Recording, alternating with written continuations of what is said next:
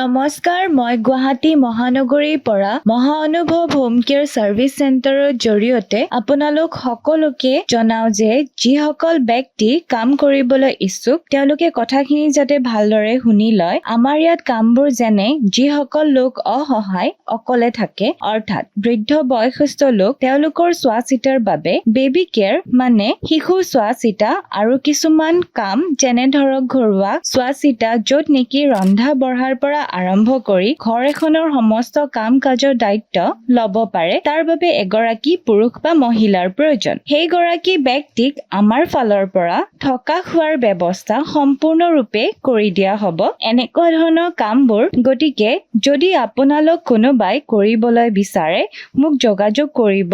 যোগাযোগৰ বাবে ফোন নম্বৰটো মই ভিডিঅ'টো স্ক্ৰীনত দি দিছো, মোক কন্টেক্ট কৰি ল'ব। শেষত আপোনালোকে ভিডিঅ'টো সকলোৱে যাতে শ্বেয়াৰ আৰু ফলো কৰি দিয়ে। ধন্যবাদ।